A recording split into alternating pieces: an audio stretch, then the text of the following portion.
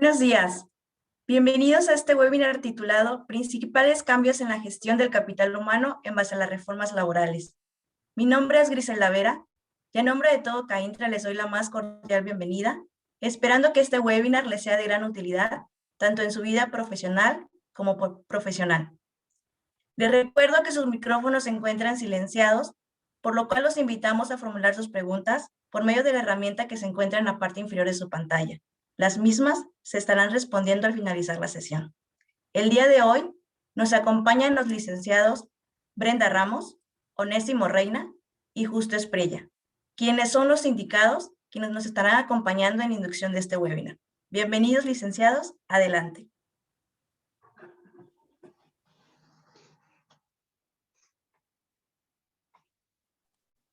Muchas gracias, Grace.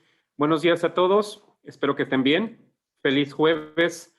Vamos a iniciar con el webinar. El día de hoy estamos acompañándolos Brenda Ramos, el licenciado Justo Espriella y su servidor Onésimo Reina Álvarez, con un tema que es de sí complejo porque involucra gestión del talento en las empresas, pero además su relación con la ley. Y cuando tenemos esa combinación, tenemos que ser cuidadosos y cautos sin dejar de ver que el beneficio mayor lo deben tener los colaboradores. El webinar de hoy es principales cambios en la gestión del capital humano, producto de las reformas laborales que no son nuevas, las traemos arrastrando de hace 2 años y algunos de esos cambios los traemos arrastrando desde el 2012 sin que hayan tenido una implementación tal como se diseñaron. Incluso ahorita el licenciado Justo, quien es abogado, será un poquito más enfático en lo que se esperaría, sobre todo en la parte de sindicatos y conciliación laboral.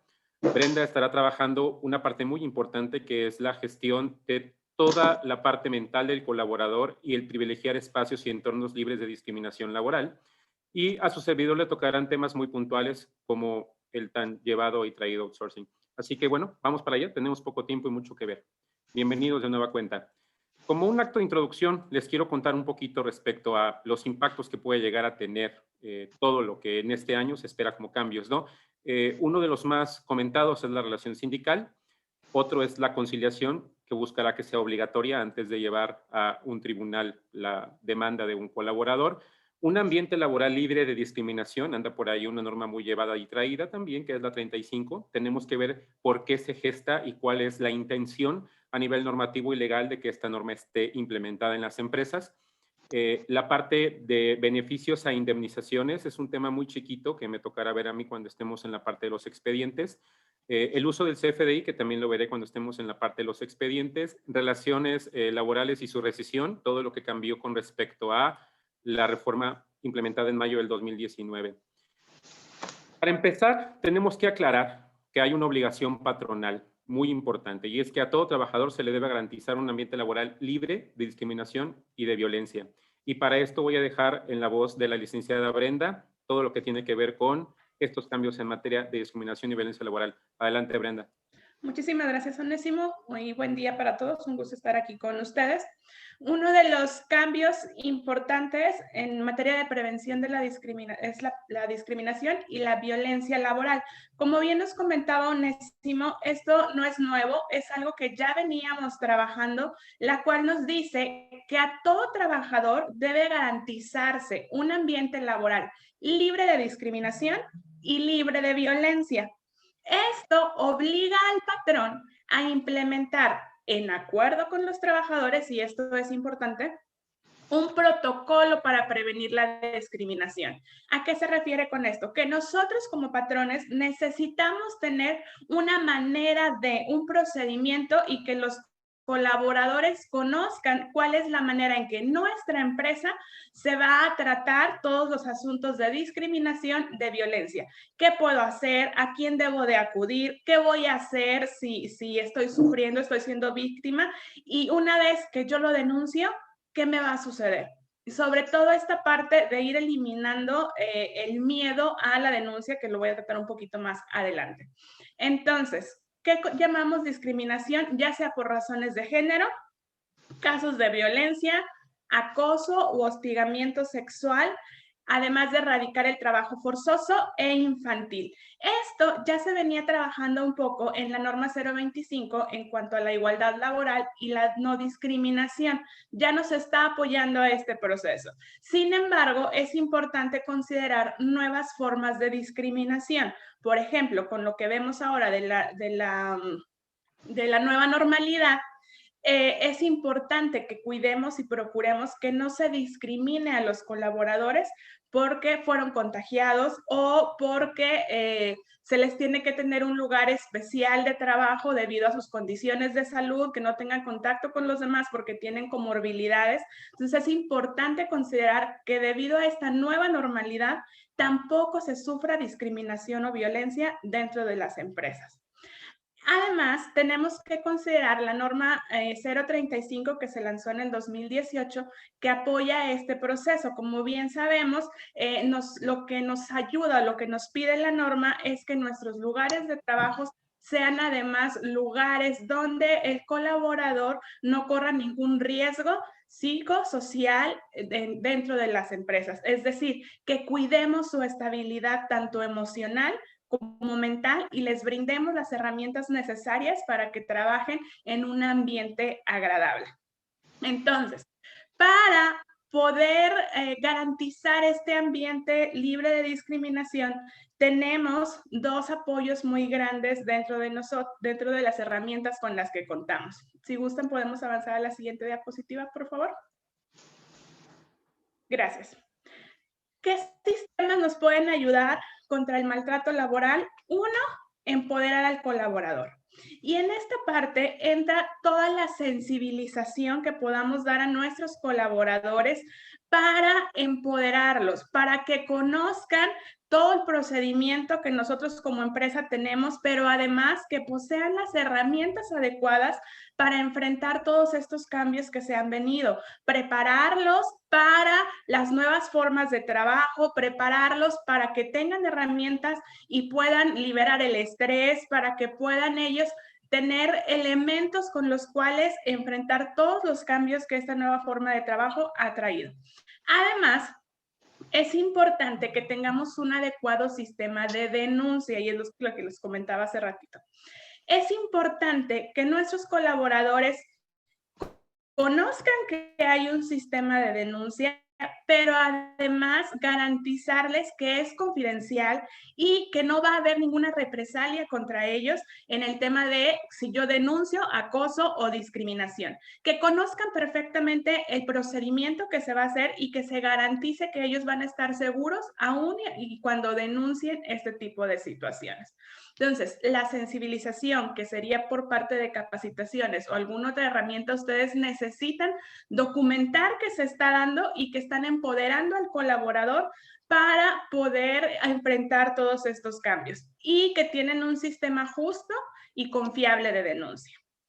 ¿Qué otras soluciones podemos tener para garantizar y prevenir la discriminación? Garantizar que tenemos un sistema contra la discriminación y la violencia. Primero, implementar una cultura de asertividad.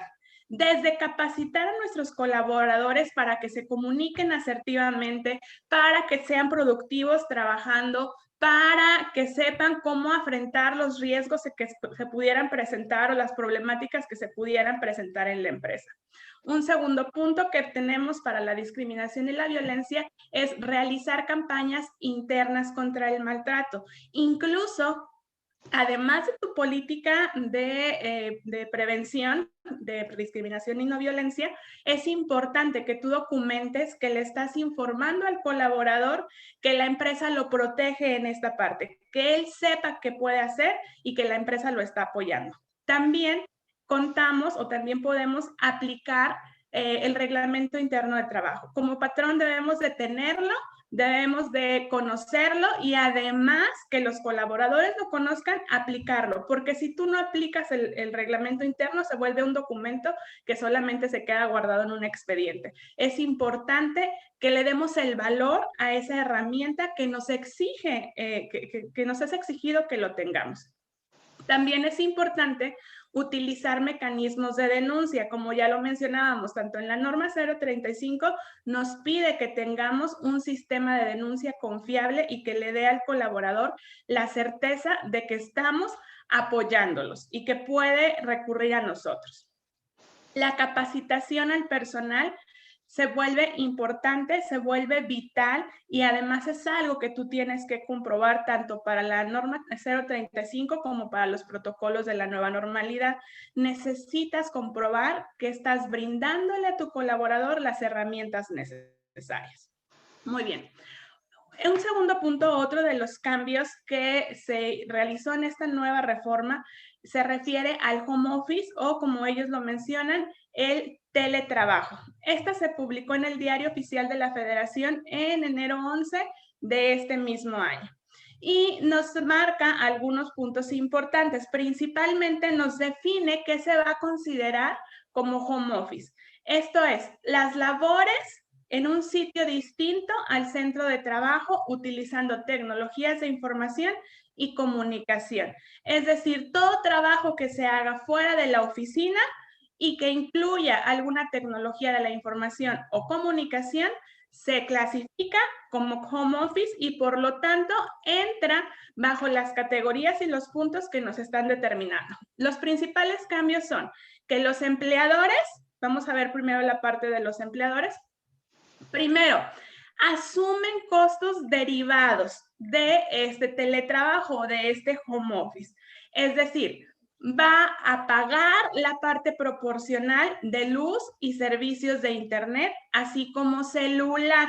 Y en esta parte no nos marca cómo se va a hacer la contabilización o cómo se va a distribuir esta parte proporcional. Nos dice el qué, más no nos dice el cómo. Aquí ya sería cuestión de cada patrón en ponerse de acuerdo con el colaborador para ver cómo van a determinar estos proporcionales. O también, como he sabido que se hace, que empresas ya han implementado los bonos por home office. Es decir, la empresa determina qué apoyo se le va a dar al colaborador para asumir estos costos derivados del home office.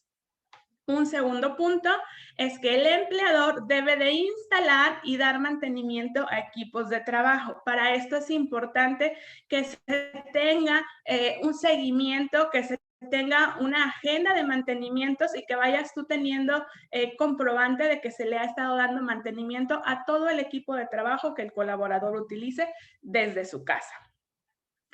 Un tercer punto, que aplica a los empleadores es garantizar el derecho a la desconexión. Y desde mi experiencia, este es un punto muy importante que ha afectado mucho a los colaboradores, porque me ha tocado saber de personas que como están en casa, los buscan a las 12, 1, 2, 3 de la mañana porque algo urge y tienen que estar conectados. Incluso aquellos que no han sabido administrar su tiempo y ahora trabajan más horas de las que trabajaban en la oficina. Entonces, es importante que tú busques la manera, tanto poner como una política de desconexión, que los colaboradores sepan que tú como empresa estás procurando que hasta cierta hora sea el límite para trabajar y por lo tanto tienes que desconectarte. Entonces, cada empresa deberá plantear su política y la manera en la que van a garantizar que el colaborador se está desconectando, porque es su derecho desconectarse de las cuestiones de trabajo. Muy bien.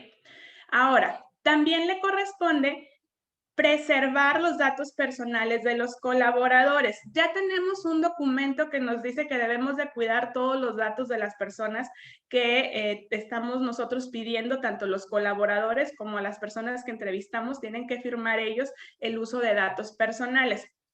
Ahora también es importante que garanticemos el derecho a la intimidad. Y esto se refiere porque al estar ellos trabajando desde home office, me ha tocado saber de empresas que ponían sistemas de monitoreo en las computadoras y muchas veces ni siquiera era computadora de la empresa, para estar revisando a qué páginas entraba, cuánto tiempo le dedicaba a cada cosa, y este se vuelve como un tipo de espionaje al colaborador. Entonces, nos dice esta reforma que nosotros debemos de proteger el derecho a la intimidad del colaborador. Debemos de capacitar a nuestros líderes, a nuestros mandos medios, para que ellos sepan cómo supervisar sin violar la intimidad. También es importante, o dentro de los cambios, es que nos dice que el patrón, que el salario de un colaborador que hace home office no podrá ser menor a quien hace labores en el centro de trabajo.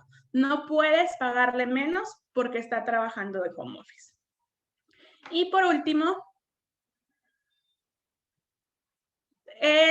que deberán establecer mecanismos de asesoría y capacitación para los colaboradores. El patrón debe de tener su programa de capacitación que apoye al colaborador para ser más productivo, para administrar su tiempo desde casa, para poder hacer esas pausas activas o esos descansos que le ayuden a ser más productivo. Debe de brindarle herramientas de desarrollo personal para que pueda enfrentar desde separo un lugar en mi casa, cómo lo capacito para que esté haciendo un home office efectivo. Esto es por parte del patrón. Ahora vamos a ver qué le corresponde al colaborador. Nos marca esta reforma que los colaboradores deben de cuidar los equipos brindados por los patrones, desde firmar una carta responsiva hasta con el monitoreo de mantenimiento. Ellos deben de estar cuidando todo el equipo que el patrón les brinde. Como segundo punto tenemos que debe de informar del costo de usos de los servicios necesarios. La electricidad, el internet, debe de estar proporcionando esta información al patrón para que el patrón sepa cuánto le va a pagar de proporcionales. Así como es responsabilidad del colaborador cumplir con políticas de protección de datos sensibles para sus actividades laborales. Es decir, debe ser partícipe a esas maneras que la empresa ha determinado para cuidar sus datos personales. Punto número 4, atender las disposiciones establecidas en materia de salud y de seguridad. Para este punto, he visto que se ha vuelto complejo el hecho de que la empresa lo manda a trabajar en home office para protegerlo, para que esté sano, para que no corra tanto riesgo con este tema de la pandemia, pero ellos siguen sin cuidarse. Entonces, aquí es importante también que estemos sensibilizando que además debe de guardar todas las medidas necesarias, aunque esté en su casa. Punto número 5, hacer caso de mecanismos determinados para la supervisión de las actividades, siempre considerando que no se puede violar su intimidad. Es decir, esas medidas que yo tome para dar seguimiento, para verificar que sea productivo, él debe ser partícipe y apoyarlas, pero no aquellas en las que se esté violando su intimidad o aquellas en las que no le esté permitiendo la desconexión. Muy bien, de mi parte sería todo. Continuamos con el punto número 3. Gracias, Brenda. Me toca a mí. Hay unas preguntas muy interesantes que de hecho una me va a tocar responder a mí porque tiene que ver con la integración del bono home office dentro del CFDI y qué tienen que hacer. Bien, chicos, la parte de los expedientes es una parte súper importante que ustedes deben considerar porque documentar un expediente va a implicar que en un futuro ustedes tengan una posibilidad grande de poder gestionar demandas laborales de manera efectiva o de poder gestionar algún problema laboral de manera muy efectiva. Así que vamos para allá entonces. El tema del expediente fundamentalmente tiene que ver con cómo lo organizas y también tiene que ver con lo que tú consideras importante dentro de ese expediente. Porque me ha tocado ver expedientes que supuestamente están completos y carecen de muchísimo sustento. Todo empieza con tu famoso currículum o la parte de la hoja de vida, ¿no? La solicitud laboral. Es importante que lo tengas. Si tienes ISO, sabrás que esto te ampara la parte de la experiencia dentro del ISO, pero si no, es como que el argumento inicial con el cual tú empezaste a trabajar la posibilidad de que este colaborador trabajara en tu organización, ¿no? Las actas de nacimiento, importante tenerlas también. Las identificaciones oficiales vigentes, ustedes también traten de nunca tener identificaciones obsoletas ahí. para que no les genere problemas en un futuro el hecho de ni siquiera haber visto que el domicilio de ese trabajador ni siquiera correspondía al actual, ¿no? La parte de los comprobantes actualizados de domicilio, yo siempre sugiero que los recursos humanos estén actualizando mínimo una vez al año estos dos documentos, específicamente si hubo un cambio en la parte como por ejemplo cuando cambió de IFE a INE, que todos tuvimos la obligación de cambiar la identificación oficial, y el comprobante de domicilio para que tengan siempre el más reciente, el vigente. Despuésito de eso tenemos aquí todo lo que tiene que ver con comprobantes de estudio, ¿no? Que se compruebe la parte de su educación y de su formación. Si tienen ISO, esto también es exigible. Si no tienen ISO, pues entonces fundamentenlo en que es como que la comprobación de todo lo que viene en su currículum. Adicional a eso, hay que considerar las cartas de recomendación. En dado caso de que no tengas cartas de recomendación de la persona, haber hecho un buen ejercicio de investigación previo a contratarlo, en donde al menos 2 o 3 patrones anteriores te hayan dicho exactamente qué es lo que se vio en él en cuanto a desempeño. Obviamente no en todos los casos. Si estamos hablando de reclutamientos masivos, las cartas de recomendación a lo mejor te llegarán por 1 o 2 y será imposible hacer un ejercicio de investigación como este, pero sí en los casos más críticos de la organización, en donde los puestos ameritan una investigación importante. La parte de su registro ante el IMSS, de su hoja rosa mentada anteriormente, ¿no? La parte digital que tengas del registro del IMSS, es importante que también la tengas. Y obviamente un documento importante para todo mexicano, que es el CURP.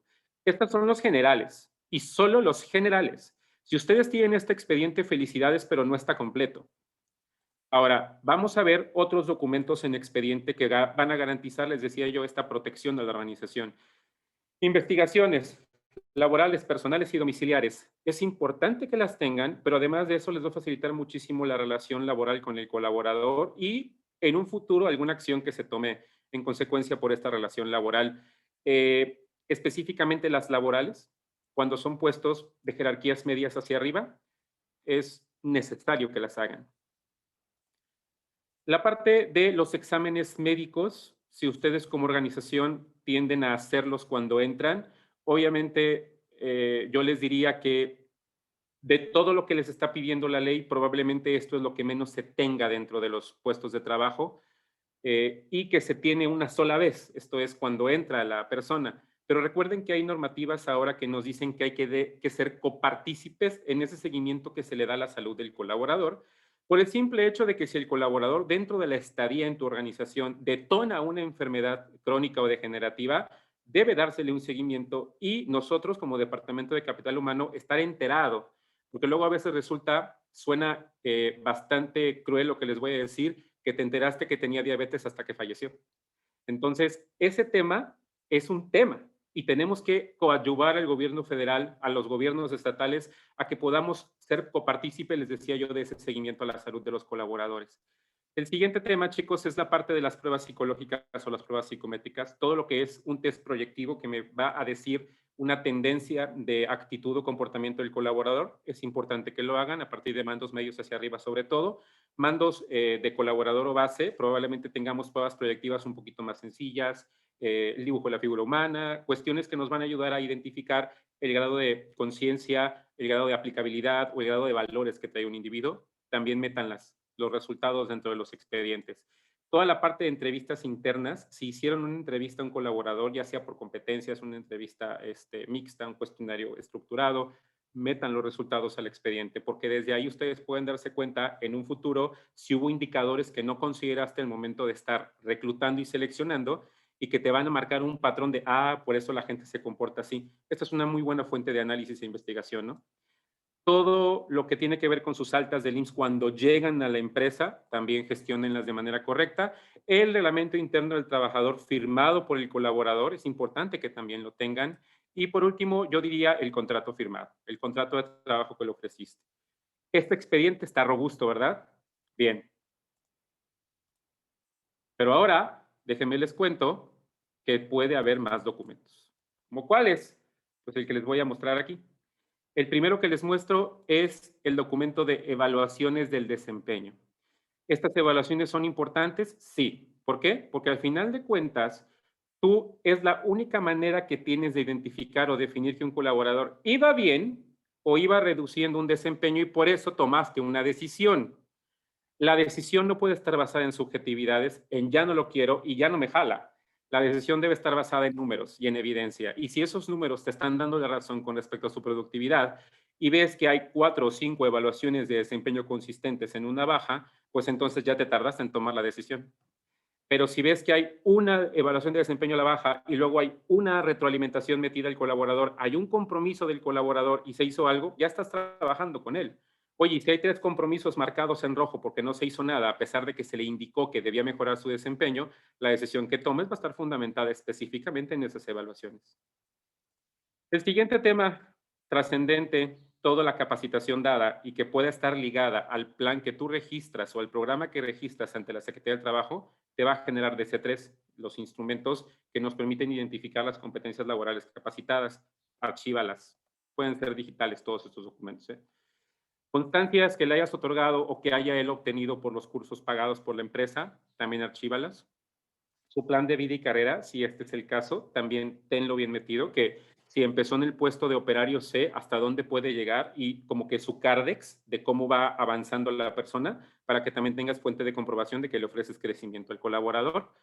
Por otro lado, las actas administrativas, importante, sobre todo porque las actas administrativas son un acto que viene regulado por tu reglamento interno de trabajo y luego son difíciles que éstas puedan funcionar como un acto probatorio dentro de un juicio, pero te van a ayudar, te van a apuntalar si tienes bien regulado el control de estas actas administrativas y está bien parametrizado a las cuantas actas haces qué.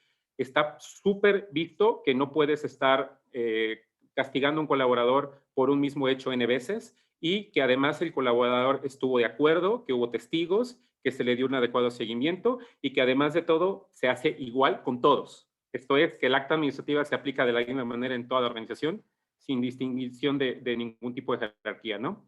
Y la parte de los comprobantes de pago, los CFDI. Entonces, todo esto que nosotros tengamos dentro de los expedientes, chicos, nos va a garantizar un expediente efectivo y que finalmente nos va a permitir dormir tranquilos, ¿de acuerdo? El CFDI tiene la ventaja de que como tiene todo lo regulatorio con respecto a lo que marca el SAT, no requiere que se firme por nadie. Ya está ahí absolutamente todo, ¿de acuerdo? Y el simple hecho de haber expedido un CFDI al colaborador teniendo todos los datos de carga fiscal, da por sentado de que ese colaborador recibió eso que dice el CFDI, de lo contrario tendrías un documento falso, ¿vale? Bien. Chicos, esto es lo que tiene que ver con respecto al expediente. No sé si se les haga mucho o poco, pero es lo correcto. Es lo óptimo para las organizaciones y créanme que van a dormir muy tranquilos si empiezan a gestionar los expedientes de una manera correcta, sobre todo por los cambios que ya comentaba ahorita Brenda y que va a comentar el licenciado justo posterior a su servidor. Entro con el cuarto y último tema que me corresponde a mí, la parte de subcontratación. No sé para efectos de qué se generó, el ruido que se generó con la parte del outsourcing. Los diputados y senadores acaban, bueno, específicamente diputados acaban de posponer la discusión para el siguiente periodo de sesiones, creo que el de septiembre, y no hay nada en concreto. Se dice que hay un acercamiento con organismos, acercamiento con organizaciones para poder complementar las iniciativas, pero mucho de lo que trae la iniciativa original, si alguna vez la leyeron, va contraria totalmente a lo que se buscó en los orígenes de la negociación del TEMEC. Por lo tanto, entonces, si hubiera algún tipo de situación que diera al traste con la subcontratación de la manera en como lo querían hacer, habría repercusiones nacionales por el trabajo e internacionales por las relaciones de comercio que se tiene con otros países. Hay que estar atentos, hay que estar alertas y sobre todo ejercer nuestra oportunidad cuando la tengamos enfrente para que este tipo de cosas luego no nos vengan a caer como balde de agua helada. En la parte de subcontratación, chicos, recuerden que es la externalización de un servicio, independientemente de cómo externalizan ese servicio, ¿no? Porque originalmente se realizaba dentro de la organización y eso tenía un vínculo entre quien estaba dando el trabajo y quien trabajaba para esa persona o para esa organización o ente. Pero la subcontratación empezó a gestionarse de una manera distinta y se crearon dos figuras, el outsourcing y el insourcing. Cuando hablamos de outsourcing, estamos hablando de que totalmente externo a la organización se está gestionando toda la administración de la nómina, ¿no?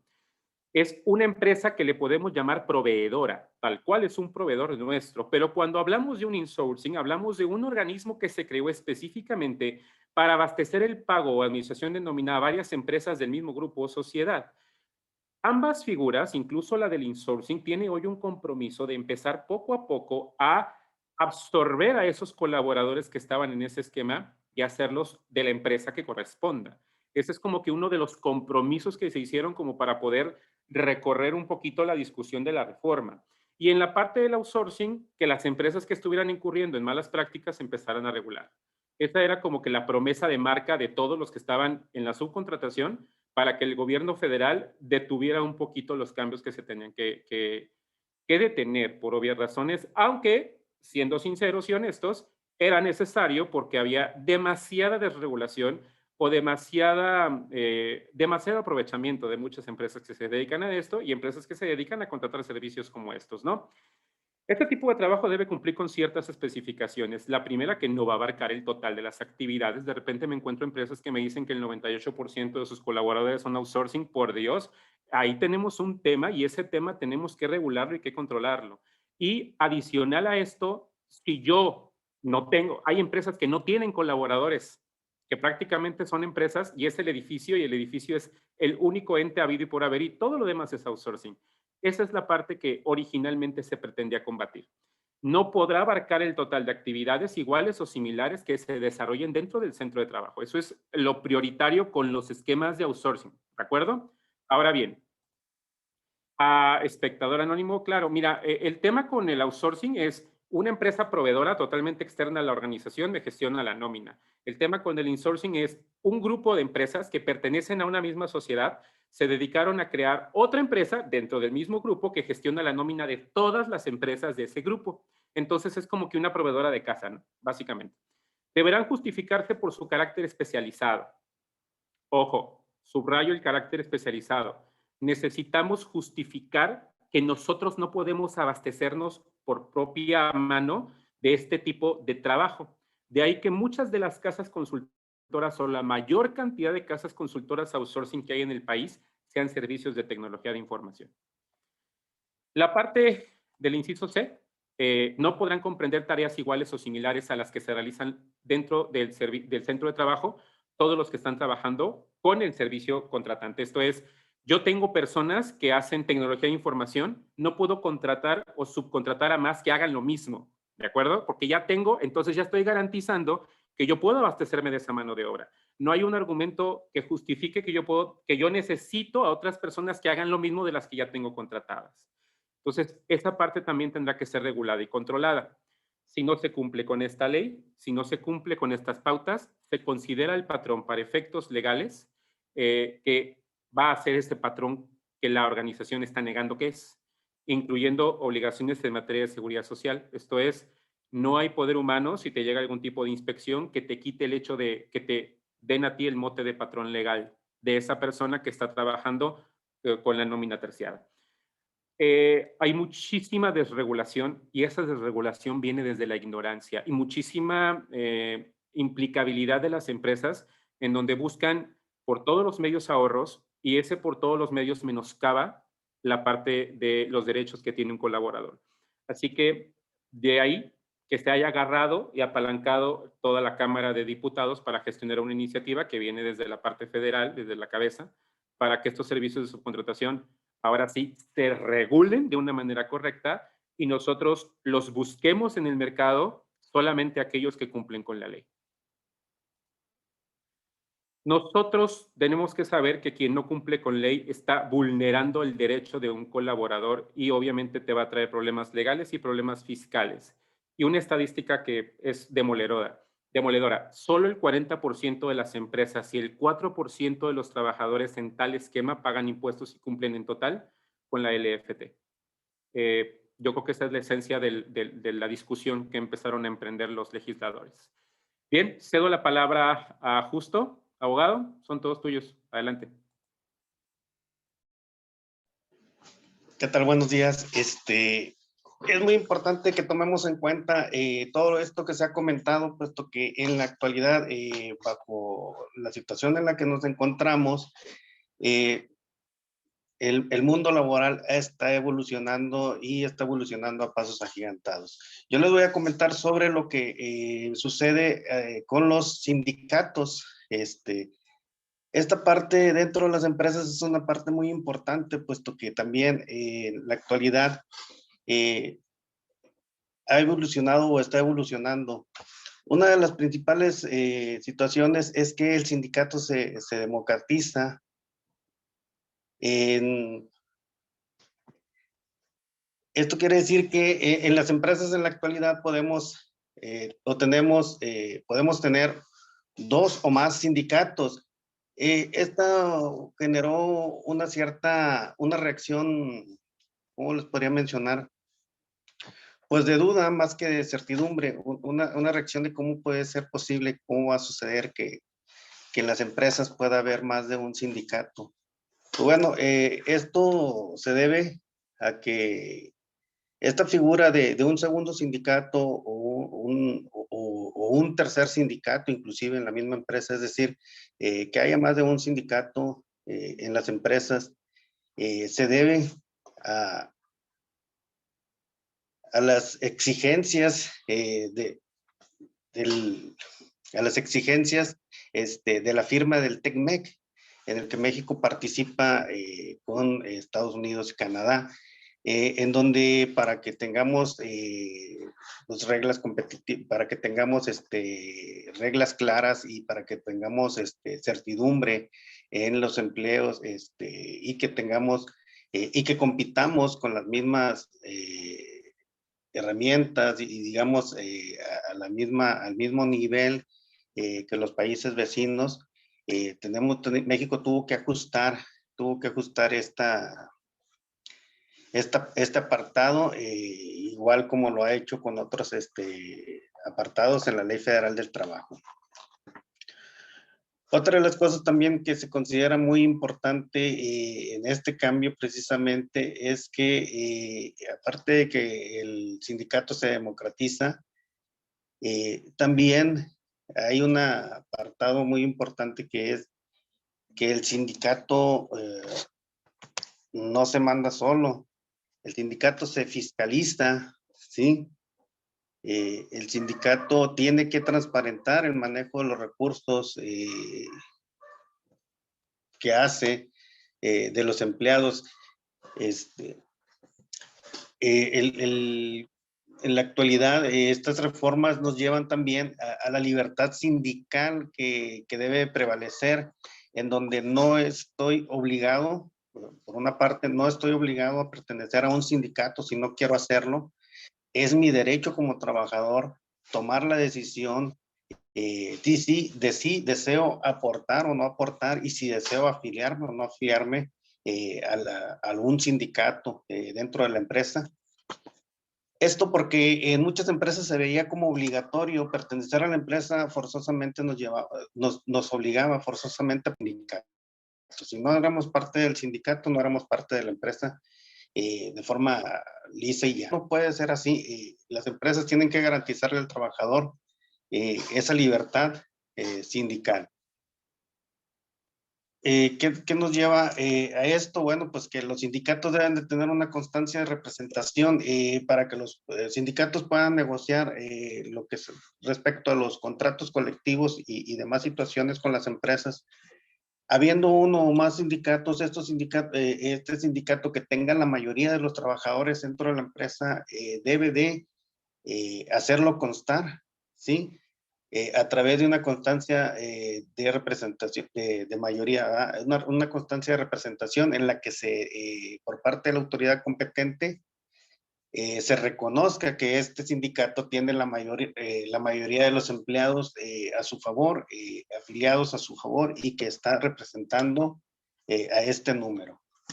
No pueden negociarse por separado los sindicatos las mejoras o los acuerdos que quiere llegar con la empresa respecto a salario, etcétera, sin acreditar que tienen la representatividad de los trabajadores, de los colaboradores asociados, podemos decir empleados, al final de los sujetos sindicalizados, al final no sería válido si no tiene esta mayoría. Esto es bien importante que lo tomemos en cuenta, puesto que también había generado muchas dudas. Ahora bien, también podemos mencionar que los sindicatos se ven en la situación de ser más participativos en la vida productiva de la empresa, estar presentes pues en todo lo que corresponde al apoyo tanto hacia la empresa, hacer un acercamiento hacia la empresa, eliminar esas asperezas que veíamos antaño cuando las empresas, cuando los sindicatos eran básicamente, digamos, un opositor hacia la empresa. En esa figura de protección del trabajador se convirtieron en una figura opositora a la empresa, era técnicamente un sinónimo de resistencia. Hoy por hoy se busca con las nuevas reformas que el sindicato se integre más a la vida productiva de la empresa, que haya un acercamiento, ¿verdad? Para que puedan haber para que pueda haber un mejoramiento, es decir, que los empleados tengan realmente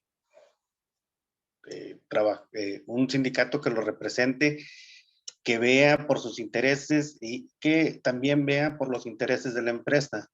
Esto es un compromiso de llevar a cabo, en ello, los sindicatos hacen el compromiso de llevar a cabo asambleas con los trabajadores, cuando menos una vez al mes. En estas reformas, el sindicato tiene que estar más cerca de los trabajadores y tiene también que estar más cerca de las empresas. El manejo del sindicato también para atender las crisis de la pandemia es muy, muy, muy importante. El sindicato debe solidarizarse bastante con el patrón, vamos a decirlo así de esta forma, de una forma directa, de una forma clara.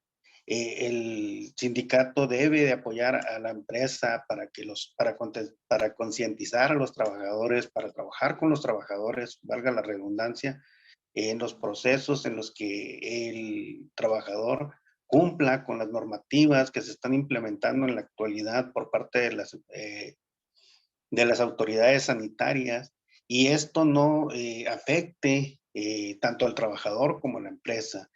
Comentaba al inicio la compañera, perdón, se me fue ahorita su nombre, compañera, decía el teletrabajo, muchos empleados, muchos trabajadores no hacen el ejercicio debidamente, o sea, están trabajando desde casa, cumplen con cumplen con sus actividades o están cumpliendo con sus actividades, pero al mismo tiempo tienen espacios en los que pueden ellos salir o pueden estar ellos trabajando, no precisamente en casa, sino pueden estar trabajando en algún sitio, un café, X, ¿no? Y no se cuidan, no se están cuidando, no están apoyando todas las medidas. Entonces el sindicato aquí puede estar vigilando y va a estar al pendiente de que pues, los trabajadores también cumplan, porque no solamente se trata de ir contra la empresa cuando la empresa, entre comillas, me queda mal, ¿no? También de los trabajadores hay que estar al pendiente. Y esta situación de la relación entre el trabajador y el patrón, pues el sindicato más bien o será un mediador, ¿sí? De tal forma que, pues bueno, el sindicato y el patrón deben de consolidar y fortalecer la relación, crear lazos de mayor consistencia para salir adelante ante esta situación que se está presentando en el caso de este momento de la pandemia, así como también para salir adelante de las situaciones venideras en los cambios que surgen en la evolución de la economía y de los movimientos a nivel internacional. México es parte de los tratados, de diversos tratados internacionales, en el caso como tenemos el TECMEC, en donde las regulaciones se tienen que ajustar también a los escenarios globales. Entonces, hay que trabajar bastante en ese sentido, ser bastante conscientes que tenemos que cumplir como país y hacia adentro tenemos que cumplir con nuestra sociedad en el mejoramiento de las relaciones del trabajador, del patrón y de los sindicatos. Son tres personas que están dentro de la vida laboral de nuestro país. Por mi parte, muchas gracias.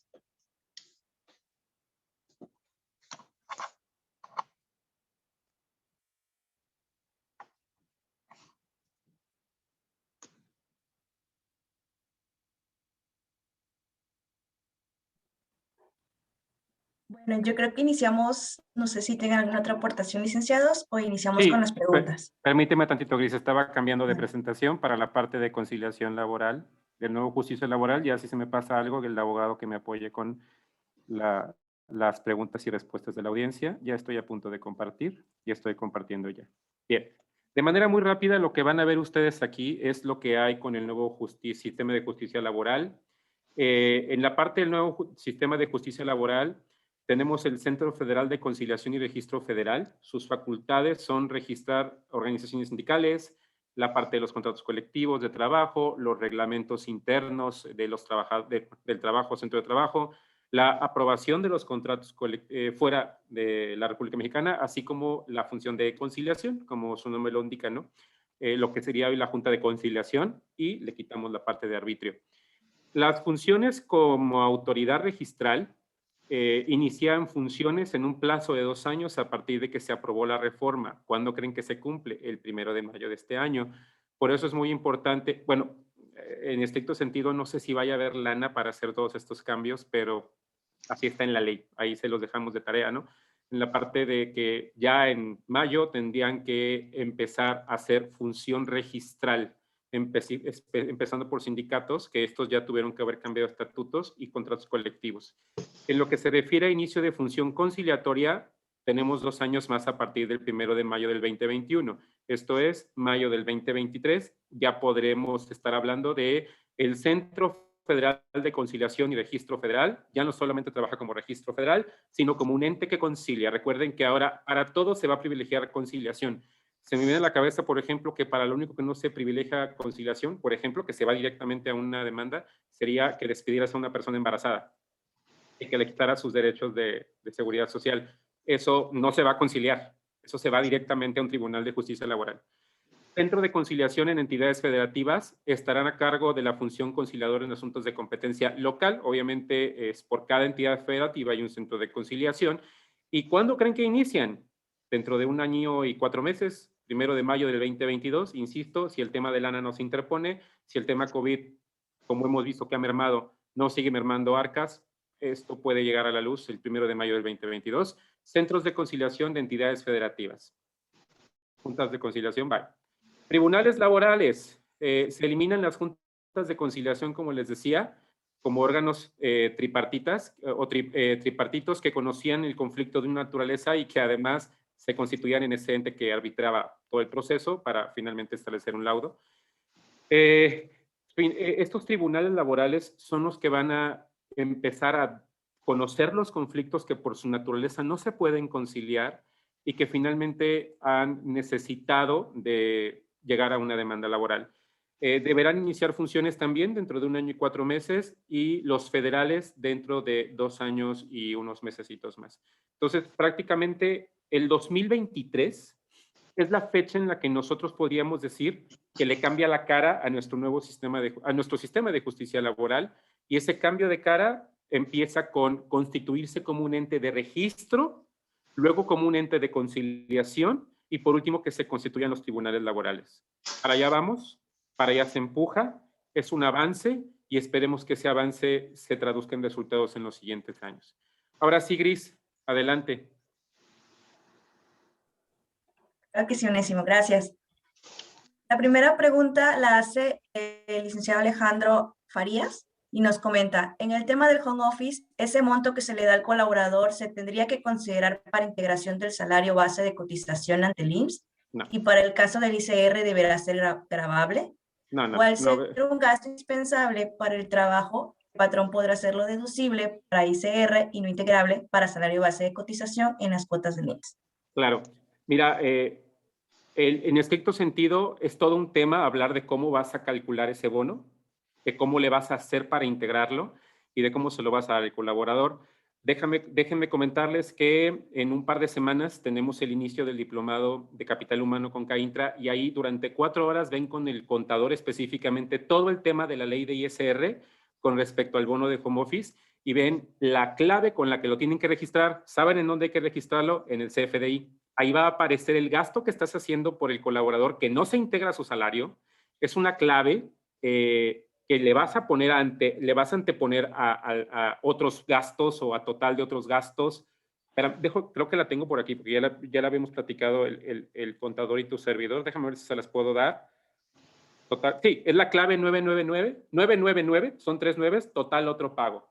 Pero, insisto, creo que el contador va a ser la figura que más les va a poder apoyar. 1, en tasar el tabulador, en cómo llegas a la conciliación de ese bono, porque no es un bono que esté tipificado en alguna tablita, es un bono que tú vas a tipificar, pero tienes que integrarlo al CFDI, al de la nómina del colaborador, para que quede ahí como el total de otro pago con la cláusula, con la clave 999. Entonces, si están interesados en esto, con confianza acérquense a CAINTRA para la inscripción del seminario. Perfecto, gracias, Onésimo. Nos pregunta Anónimo, ¿cómo se va a designar el monto proporcional que pagará el patrón? Por ejemplo, se enciende en el verano todos los aires acondicionados, el recibo será muy elevado. Sí, lo que te decía ahorita, Gris, y lo que les comentaba a todos, la tabla es algo que tendrán que negociar, independientemente de que sea invierno o verano. O sea, una vez negociada, tengo el caso muy, muy cerca de una empresa que ya empezó a pagar el bono home office, le paga al trabajador 980 pesos por mes y es un bono estándar y es un bono que está integrado a su CFDI, que viene como total de otro pago y que finalmente es un bono extra a su salario, pero es fijo. Y lo negociaron fijo por 2 años. Esto es, en 2 años no va a cambiar. ¿Quién les dijo eso? Nadie. Simple y sencillamente hicieron sus negociaciones y están cumpliendo ya con la reforma del home office. Ahora, tengo que decirte que es una empresa de tecnología de información. Por lo tanto, las 8 horas los empleados están en constante comunicación a través de estas vías. ¿Vale? Gracias, Onésimo. Nos pregunta Lorena Morales. Buen día. ¿Actualmente se tiene que firmar el recibo de nómina? Recuerden que ese ya le respondí, el CFDI es un documento que ya tiene ligados todos tus datos del SAT. Entonces, ya se da por sentado que te das por enterado que hay un documento que se hizo a tu nombre y un documento que ejerció una eventual obligación de pago. Gracias. Alixel Palomino. ¿Las evaluaciones de desempeño deben estar siempre firmadas por el colaborador? Sí, digital o presencialmente. Recuerden, este también es un tema que vemos en el diplomado, las evaluaciones de desempeño, despuesito de hacerlas, recurren a una sesión de calibración. No sé si alguno de ustedes en algún momento, quienes nos escuchan, han estado presentes en una sesión de calibración y de cómo se hace esa sesión de calibración. Porque no se le dice al trabajador, saliste bien mal en la evaluación del desempeño. No, o sea, lo que tenemos que hacer es un proceso definido, calibrando todo lo que va a ser positivo con lo negativo y llegando a un compromiso en donde lo que tienes fuerte no lo puedes disminuir y lo que tienes débil lo tienes que mejorar. De ahí el nombre de la sesión. Y esa sesión tiene un compromiso que finalmente deberá ser firmado por el colaborador, lo mismo que la evaluación del desempeño en una partecita en donde diga que está de acuerdo con sus resultados, porque ¿qué crees? Puede no estarlo y está en todo su derecho de no estar de acuerdo. Y tú, como capital humano, requieres de tener habilidades para persuadir o para conciliar, ¿vale? Gracias, Onésimo. Espectador Anónimo nos comenta, creo, una pregunta que ya respondiste en su momento. ¿Podrías explicar nuevamente la diferencia entre outsourcing e insourcing? Gracias. Sí, que ya lo dijimos hace ratito. Outsourcing, proveedor externo totalmente a la empresa que te administra la nómina. Insourcing, un equipo de empresas de la misma sociedad o grupo decidieron generar una figura, una sociedad anónima o una empresa específicamente que les administra la nómina a todos los miembros de ese grupo. Gracias.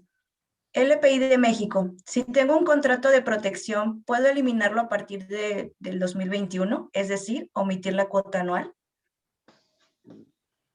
Abogado, ¿tendrás noticias de esto? Bueno, como todos sabemos, y bien es cierto, hay 2 cosas. Los contratos sí se pueden modificar, pero tenemos que tomar en cuenta sus vigencias. Si lo acabo de firmar hace un año y lo hice por 3, debemos de considerar las sanciones a las que nos podemos hacer acreedores. Sí, entonces debemos revisar bien el contrato, cómo lo estructuré, para saber si lo puedo rescindir o no lo rescindir, si hay conformidad por parte de la otra parte. Recordemos que en los contratos hay 2 partes o más, entonces tenemos que revisarlo todo para saber hasta dónde podemos llegar. Gracias, licenciado. Bien, nos pregunta LPI de México, ¿se puede operar sin sindicato? Bueno, yo también voy a comentar sobre esto. Se puede operar sin sindicato. Recordemos que el sindicalizarse es un derecho que tienen los trabajadores y que tienen también, y que también tienen los patrones.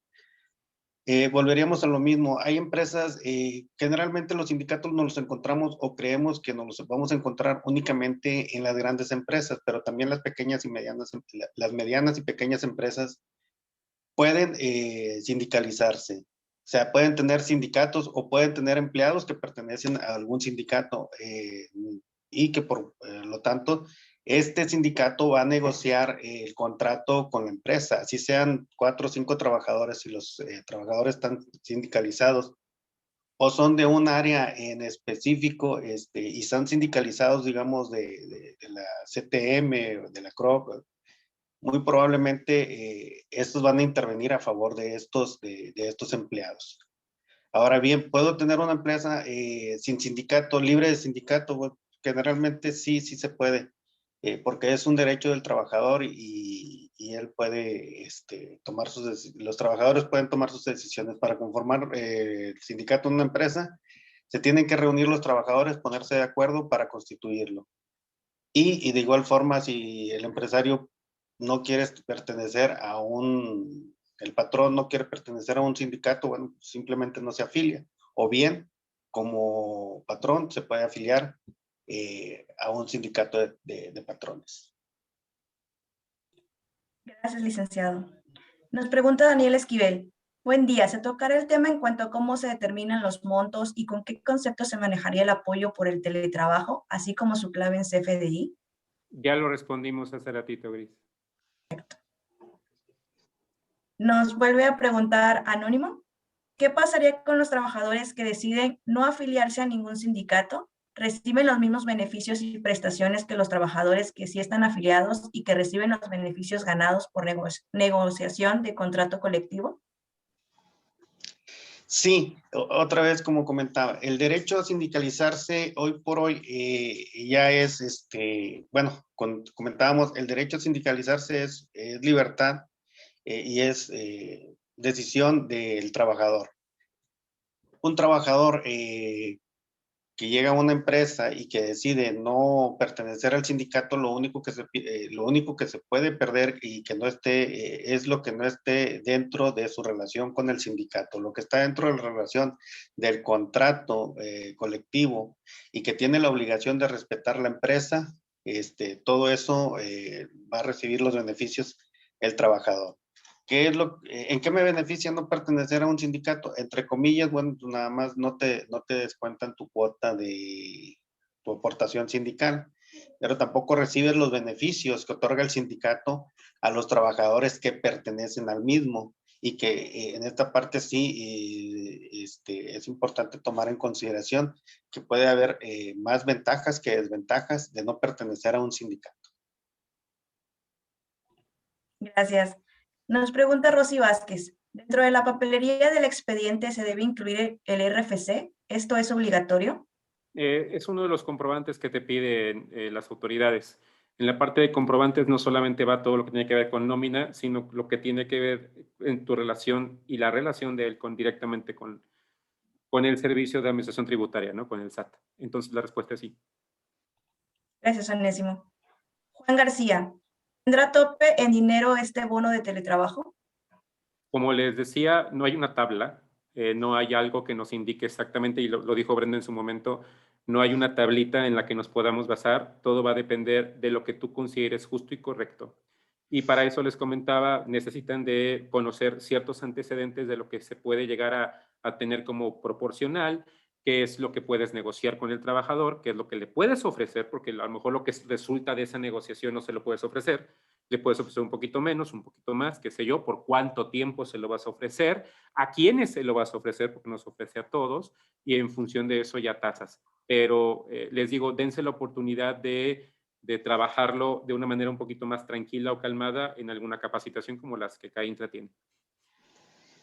Gracias, Onésimo. Nos vuelve a preguntar, Anónimo, ¿actualmente se tiene que firmar el recibo de nómina? Ya respondí también eso hace ratito en cuestión de que el CFDI trae datos legales. Entonces, esos datos están ya fiscalizados. Gracias. Nos pregunta Juan García, ¿es correcto realizar una adegna o anexo al contrato individual de trabajo para establecer por escrito el tema de teletrabajo? Yo te recomiendo que sí, el contrato que tengas con los colaboradores de confianza, por así decirlo, sí, métele un anexo y en ese anexo establece la negociación que se hizo para tema de home office. ¿Es necesario? No es necesario realmente, porque como viene fuera de sus situaciones de pago regulares, con que lo tengas dentro del CFDI, tienes para poder justificar que estás dando ya esto. Pero si lo quieres tener regulado por el contrato, adelante. Gracias. Nos vuelve a preguntar espectador anónimo. ¿El bono aplica a pesar que nos encontramos en home office solo por la pandemia? Es decir, Claro. no planeamos continuar con la modalidad de teletrabajo una vez que sea viable y regresar a las instalaciones. Claro, sí, definitivamente no es retroactivo, esa es una gran ventaja, los que ya tenemos prácticamente un año en casa, pero sí es algo que se tiene que dar, independientemente de que dure 2 meses más el home office. Gracias. Nos pregunta Salina, ¿es lo mismo outsourcing y tercerización? En estricto sentido, estás tercerizando porque la primera parte es el patrón, la segunda parte eres tú, la tercera parte será quien gestiona la nómina. Gracias.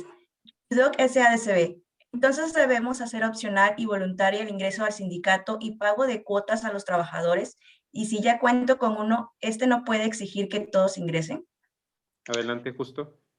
Es correcto. En la reforma, el sindicato ya no puede exigir que el trabajador se afilie. Voy a mencionar a manera de ejemplo sindicatos que en México pues eran muy cerrados, sindicato de Pemex, sindicato de Telmex, entre otros, sindicato del Instituto Mexicano del Seguro Social, en donde se reservaban las plazas para los familiares o para los amigos, porque, pues bueno, había una comercialización también de los espacios de trabajo. Hoy por hoy ya no se puede porque ya no tendría el sindicato el control de estas plazas, sino que se lo devuelve a las empresas y las empresas le dejan al trabajador por ley esta posibilidad de si desea o no desea afiliarse, es su decisión. Él no puede ser obligado, ni debe ser presionado. Si se presentara alguna situación de esta naturaleza, sería, pues bueno, el motivo para llevarse a los tribunales laborales. Gracias, licenciado. Nos pregunta Alejandro Farías, ¿qué comprobante se requiere solicitar al colaborador para comprobar el pago del bono de home office? No, sería al revés. ¿Tú qué comprobante le vas a expedir al colaborador para comprobar que se lo pagaste? Esto es, como tú lo vas a poner dentro del CFDI de pago normal o regular de nómina en ese concepto que les comenté hace ratito, en automático al estar en el CFDI ya, tú estás comprobando que se lo estás pagando, ¿sale? Y además hay una dispersión, por lo tanto ahí está la doble comprobación y además le enviaste el CFDI al colaborador, ahí está la triple comprobación. Y además de esto, recuerda que al momento de ponerlo en el CFDI, tú, tu contador, con la práctica que vaya a seguir, lo puede hacer deducible, porque no está integrado a los salarios. Entonces, básicamente con que lo pongas en el CFDI, con la clave correcta, con la tipificación de gasto correcta, tendrás para hacerlo deducible y para comprobar que lo pagaste. Gracias, Onésimo. Nos vuelve a preguntar espectador anónimo. Se preguntó, pero no se contestó sobre la deducibilidad del bono home office. Sí, la acabo de contestar ahorita. Estando en el CFDI, lo puede deducir tu contador. Perfecto, gracias. Bueno, Alejandro Azael nos pone referente a internet, celular, luz, equipo para oficina. Creo que por ahí no nos completó la pregunta. Bueno, si tu pregunta, Alejandro, iba en el estricto sentido de qué es lo que tiene que poner la empresa, sí. Es lo que tiene que poner la empresa. Celulares que sean de la empresa, equipo que sea de la empresa, y el internet y luz que es de casa, pues ya hablamos abundantemente de este tema, ¿no? Gracias. Ozono SADCB nos dice, cuando el home office es opcional, ¿puede haber empleados con bono y empleados sin bono? ¿El bono es obligatorio o no? Claro que es obligatorio, está en la ley, número 1. Número 2, es obligatorio para quien tengas en home office. Y si un cuate un día no está en home office, entonces no se le paga. Y si es rotativo, esto es un día te toca a ti y un día al colaborador A y al otro al B, entonces cada que les toque se les paga su bono. Gracias. Nos pregunta José Luis Hutchinson Torres, ¿quién debe pedir que nos den ese bono o cómo se le dice al patrón que debe otorgarlo? Bien, ¿cómo le dices al patrón que debe otorgarlo? Mándale un correíto muy sutil con el resumen de la reforma que apareció en el DOF, si el patrón no lo sabe, pero yo creo que si en tu empresa tienes a alguien de capital humano que te pueda ayudar a interceder, adelante. De lo contrario, pues finalmente platícalo con él. No sé qué tanta confianza haya como para poder escalar ese tipo de cosas, pero platícalo, porque sí, hay muchos patrones. Esto tiene prácticamente un mes. Mañana cumple un mes que salió en el DOF. Yo estoy conocido y sabido de que hay muchos patrones que lo ignoran. Perfecto, gracias, Onésimo. Mario Fuentes, ¿se conocen ya las implicaciones del teletrabajo en la prima de riesgo? Ay, qué buena pregunta. Ayer la estaba platicando con Brenda en la tarde-noche con respecto a la parte de la seguridad del trabajador dentro de su casa. Seguridad y salud. Algo que comentábamos, Brenda, que ya lo comentó justo hace ratito, es que ¿qué pasa con los colaboradores? Que tú los tienes en casa guardados para evitar que se contagien en tu oficina, porque no tienes las condiciones para evitar que estén pegados, pero el colaborador se la pasa de fiesta. Oh, y esto es un tema. Entonces, ese tema, ¿cómo lo controlas y cómo lo regulas? Y Brenda y yo decíamos, pues con sensibilización, hay que estar capacitando y sensibilizando a los colaboradores para que no se les ocurra, si tú como empresa los estás poniendo en burbuja para evitarles algún riesgo de salud, que ellos se expongan de esa manera, no habría como que una relación mutuamente beneficiosa, ¿están de acuerdo? Entonces, ese es un tema que no está ahorita dispuesto dentro de alguna regulación. Lo que sí es un hecho es que si este colaborador se te contagia estando en home office, no podrá ser atribuible a la empresa. Por lo tanto, el colaborador lo que tendrá que hacer es tramitar su incapacidad ante el Seguro Social a través de la APP del IMSS para que empiece a correr el tiempo en el que se le da al trabajador su descanso sin tener que tú hacer otra cosa. El IMSS se hará cargo, ¿sale? Pero oblíguenlos a hacer eso, porque no es una congruencia el hecho de que estés en home office y salgas contagiado. Segunda cosa, el tema con que se te contagie en la organización, ese sí ya es todo otro tema, ¿no? Porque habría que, aunque no se hace en la realidad en muchas empresas, el deber ser sería rastrear la cadena de contagios, identificar de dónde vino la fuente, que el trabajador tramite su incapacidad, tú apoyarlo para que la tramite, aislar a los otros trabajadores, etcétera. De entrada, todavía no tenemos conocimiento de que vaya por COVID a meterse dentro de la prima de riesgo porque es una enfermedad general, ¿de acuerdo? No de trabajo. Salvo que seas médico, Gracias. ahí sí ya sería enfermedad de trabajo. Gracias, Onésimo. Edgar Alemán, las empresas de soporte y tecnología de la información que en muchos proyectos ya manejaban home office antes de la pandemia, ¿también deberán pagar bono home office? De hecho, yo tengo muchos clientes de consultorías TI y todos los clientes de consultoría TI, fíjate, paradójicamente fueron los primeros que empezaron a pagar bono home office. ¿Por qué? Porque obviamente sí, tenían home office antes y le dotaban a la gente de celular y computadora, que era lo básico, pero son los que primero se pusieron al corriente con el mentado bono home office. Perfecto. Nos pregunta de nuevo Espectro Anónimo. ¿En dónde podemos encontrar las especificaciones de cómo y cuándo aplicar las actas administrativas para anexarlas en los expedientes? Regularmente en Google hay mucha información, libros también hay varios, y de Alberto Chiavenato tiene un libro de recursos humanos en donde explica la parte de este tipo de actas administrativas, pero es un tema que vamos a tratar a profundidad también en el diplomado. Entonces, puedes encontrarte un curso de capacitación, un diplomado que te lleve de la mano, porque no solamente vas a ver lo de las actas, tienes que ver lo del reglamento interno de trabajo. ¿Es el producto de qué? estás implementando las actas y las decisiones que tomas producto de esas actas administrativas y las consecuencias legales que te puede traer esa decisión tomada. Es un tema que se ve en el diplomado aproximadamente en 4 horas. Gracias. Marta García, estamos home office de manera provisional por pandemia. No estamos obligados a dar este bono hasta que se regrese a la normalidad, ¿no? Y se decida ya dejar permanente el home office. No, Marta, desde que se publica en el DOF se hace obligatorio. Así trabajes 3 días más después de esta sesión, tendrías que pagar esos 3 días de home office en estricto sentido. Esto es, haciendo las cosas correctas. Pero finalmente es decisión de la empresa cómo lo concilia, cómo lo trabaja, cómo lo promueve y cómo lo comunica. Independientemente de todo, probablemente hasta que no llegue un inspector de la autoridad federal a revisar que lo estás cumpliendo, tengas que demostrarlo. E igual nunca te llega. Pero finalmente esto es ley y tiene que acatarse desde el momento en que ya es ley. Insisto, no es retroactivo, no te vas a tener que preocupar por los 9 meses que ya estuvieron en pandemia en home office, pero sí ocúpate o ocúpense de lo que está a partir del 11 de enero en adelante. Gracias. Luis Alfredo Pérez, si el home office es opcional, ¿también debemos dar el apoyo? No sé a qué te refieras con opcional, esto es, si el trabajador decide por su propia voluntad hacer home office, en estricto sentido, yo como trabajador puedo decir, me quiero quedar en casa, no me pagues nada, es una negociación a la que puedes llegar.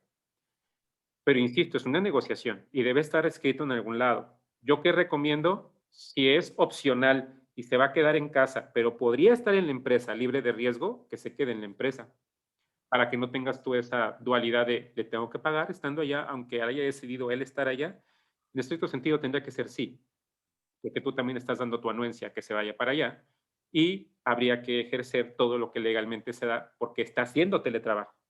Y pues en una inspección no se le va a preguntar si fue por su voluntad o no, simplemente si cumples tú con lo que está cuando está en teletrabajo. ¿Sale? Gracias.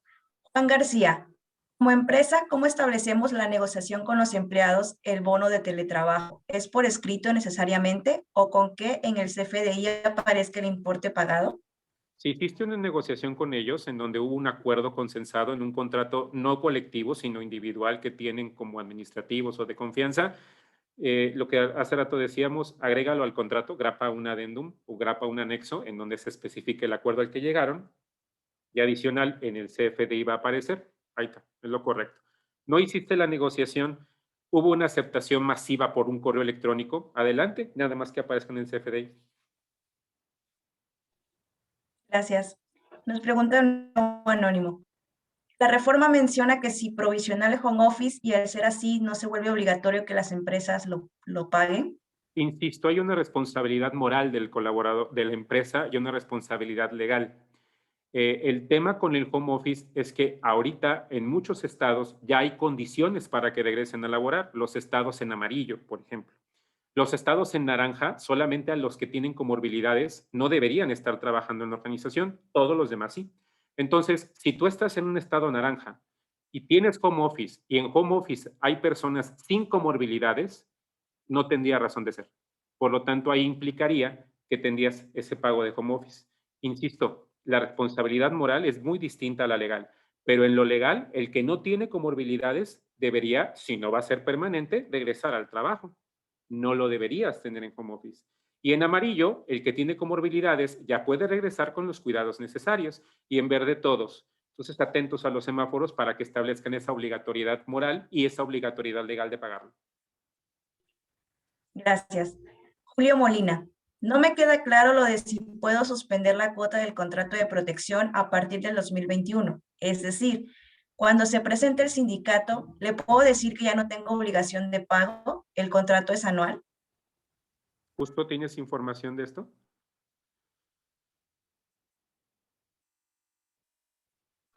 Tiene el micrófono apagado. Gracias, Brenda. Sí, gracias. Si el contrato lo acabo de firmar, no puedo modificarlo hasta su conclusión. ¿Sí? Si el contrato ya concluyó, entonces puedo modificarlo de acuerdo a lo que sean mis intereses. ¿Sí? Poniéndome de acuerdo, llegando a los acuerdos con las partes. sindicato, trabajador, etcétera, etcétera. Gracias, licenciado. Gracias. Gris, nada más por tiempo y por otros compromisos, 1 minuto más para preguntas, porque veo que siguen siendo 15 siempre. Sé que hay mucho interés en esto y hay muchas. Recuerden que cada empresa tiene su individual preocupación o duda. Los webinars son una fuente de conciencia y a lo que siempre invitamos en CAINTRA es a documentarse todavía más. Tienen 3 vías. La lectura, acérquense a la lectura. Otra vía, acérquense a los expertos para que a través de consultoría los apoyen. U otra duda, acérquense a la capacitación. Y para estas últimas 2 en CAINTRA siempre tendrán la puerta abierta. Adelante, Gris, con 2 preguntitas más entonces, porfa. Okay. Voy a dar como en orden, me fueron preguntando. Gracias. Héctor González, si actualmente estamos en home office por la cuestión de la pandemia, ¿cómo mediar entre el cuidado que otorgan las empresas a los colaboradores y aquellos empleados que exigen la cuestión del bono de teletrabajo? ¿Cómo mediar entre el cuidado que otorgan las empresas y aquellos empleados que exigen la cuestión? Mira, la mediación es un arte y es un arte que toda persona que trabaja en capital humano debe dominar. ¿Por qué? Porque nada que desde capital humano venga como imposición y nada que desde el colaborador venga como imposición va a funcionar. Si tienes colaboradores que están requiriendo ya ese bono, porque ya lo vieron en la tele o ya lo vieron hay mucha publicidad de ese medio, es necesario que empiecen a mediar. Es necesario que empiecen a conciliar porque con 2 o 3 que lo empiecen a exigir, al rato todos van a empezar a exigirlo y aparte de todo, malentendido. Y número 2, el tema de lo que la empresa quiere dar. El patrón también debe proponer. Y cuando propone, el trabajador lo que puede hacer es estudiar la propuesta y decir si la acepta o no. ¿Dónde entra capital humano? En convencer al colaborador de que algo así es lo correcto y en convencer al patrón de que algo así es lo correcto. O bien, si ve que el patrón está haciendo algo incorrecto, de decirle, capital humano al patrón, hey, esto que estás haciendo no está con la ley, nos meteríamos en esta y esta bronca. Como quiera que sea lo quieres hacer, adelante, pero ya te avisé. Y al colaborador, esto que estás haciendo no dice en la ley. Lo que dice en la ley es esto. Con todo y eso, niegas lo que el patrón te está ofreciendo, ahí está la conciliación. Que busques por las vías necesarias de comunicación persuadir a ambos entes. Gracias, Onésimo. Nos preguntan, referente al riesgo de trabajo en modalidad home office, ¿se tendría que asignar un lugar en específico del hogar? Si la persona se cae de las escaleras o se resbala en el baño, ¿eso podría considerarse como riesgo de trabajo? Les comentaba, ¿no? Que eso es lo que hablábamos ayer, Brenda y yo. Tú encárgate de sensibilizar al personal, recuerden que un punto que les dijo Brenda ahí es capacita y sensibiliza al personal para que trabaje en home office. Quiere decir que tú entonces ya tuviste generado un archivito en donde no soltaste a la gente por pandemia nada más, sino que hubo un seguimiento de la gente y le diste un programa de capacitación de cómo evitar accidentes en la casa, de cómo disminuir los riesgos en casa, de cuáles son los lugares más óptimos para trabajar, de los tips más importantes para aprovechar el home office. Todo eso lo tuviste que haber hecho ya. ¿No lo has hecho? Hazlo. ¿Qué pasa cuando tú ya tienes evidencia de la conciencia y ocurre una situación como la que me dices? Hay más probabilidad de que tú compruebes que diste todo lo que tenías que dar para que el colaborador estuviera seguro en su casa. Una vinculante con riesgos de trabajo todavía no existe. Recuerden que la reforma del home office salió súper escueta, súper simple y que le faltan muchísimas cuestiones secundarias que la robustezcan. ¿Van a salir? Probablemente. ¿Urge? No, no urge. Por eso el tema aquí es concilien, pregunten, acérquense, para que puedan, muchas de las dudas que traen ahorita, que son bastantitas, dirimirlas a través de voz de los expertos. Rapidito el comercial. Con CAINTRA iniciamos el 25 de febrero un equipo conformado por personal de desarrollo organizacional, personal directivo de empresas en activo, personal, abogados, contadores y consultores para poder dar un diplomado que va a durar 10 semanas para que todo esto que ustedes están teniendo como dudas se disipen. Y finalmente, en ese modelo que tenemos de capacitación, no solamente se vayan con la información, sino se vayan ya con la bronca resuelta, que eso es lo importante y prioritario para CAINTRA. Que si tienen bronca con tabulación del bono home office, en una sola sesión se vayan con eso a su trabajo ya resuelto. Que si tienen broncas con la situación sindical, en una sola sesión se vayan ya con lo que tienen que hacer para resolver esa bronca. Que si tienen problemas con demandas laborales porque tienen expedientes muy poco robustos, en una sola sesión se vayan con esa bronca ya resuelta. Básicamente eso es lo que nosotros les podemos ofrecer para que tengan a bien ustedes administrar de una manera más óptima la gestión del talento. Adelante, Gris, para cerrar. Gracias. A todos los que nos están preguntando sobre si compartiremos la presentación y la grabación, les comento que sí, efectivamente en el transcurso del día de hoy y mañana les estaremos enviando un correo con el que se registraron, la liga y la presentación. Y bueno, como ya comentaste, hay demasiadas dudas, yo creo que no terminaríamos el día de hoy de resolverlas, por lo cual vuelvo a reitero la invitación, en CAINTRA vamos a contar con el diplomado en recursos humanos, donde vamos a poder resolver todas las dudas que ustedes tengan. Cualquier duda que tengan sobre este diplomado, en el flyer viene el correo que es cursos@caintra.org.mx, o se pueden comunicar al celular, que también viene ahí, que es de mi compañera Verónica Vargas, quien es la que va a estar llevando la logística de este diplomado. No sé si tengas alguna otra aportación que realizar, Onésimo. No, Brenda, ¿gustas despedirte? Pues agradecer por su tiempo, su atención. Noto que ha generado como mucha incertidumbre todo este tema y recordemos, como bien nos lo dijo Onésimo, la clave es la negociación con tu colaborador. Tú como empresa lo conoces, sabes qué necesita y sabes cómo puedes hacer acuerdos en el que los dos estén ganando. Si logras estos acuerdos de ganar, muy difícilmente te vas a meter en un problema. Justo. Gracias, Brenda. Sí, nada más comentarles que en la actualización y el estar pendiente de los temas respecto a las reformas en materia laboral nos va a ayudar a evitar muchas situaciones no deseadas. Estar al pendiente, estar al día en cuanto a esto es una máxima y es una prioridad. Debería ser una prioridad. Los departamentos de recursos humanos definitivamente son el enlace entre el trabajador y la empresa y deben de estar debidamente capacitados y actualizados.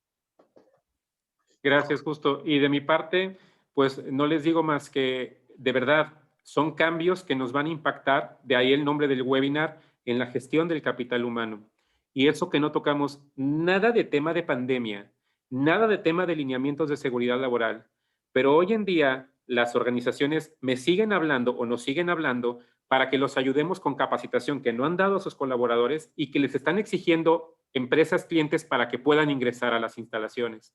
Nos están hablando empresas para todavía preguntarnos, Onésimo, cuánto tiempo debe pasar para que un colaborador infectado de COVID regrese a trabajar sin pedirle una segunda prueba. Onésimo, tengo que pagar la prueba de COVID. No tocamos ningún tema de esos. Y finalmente son temas que también van a impactar en el tema de gestión del capital humano. Acérquense a la cámara y tenemos grandes beneficios para ustedes y grandes cosas que poder aportarles para que puedan tener una gestión del capital humano libre de cualquier riesgo, sobre todo ante autoridades competentes. Que tengan un excelente día. Adelante, Gris. Muchas gracias, Onésimo. Muchas gracias, Brenda. Muchas gracias, Justo. Muchas gracias, licenciados, por sus aportaciones en este tema y a todos ustedes por habernos acompañado. Les comunico que este webinar ha sido grabado y estará disponible en todas nuestras redes sociales. Asimismo, les recuerdo que seguimos trabajando de manera remota para atender sus necesidades y estamos constantes en la creación de programas de capacitación con la finalidad de contribuir en la mejora continua y productividad de sus empresas. Muchas gracias. Nos vemos pronto. Gracias. Hasta luego.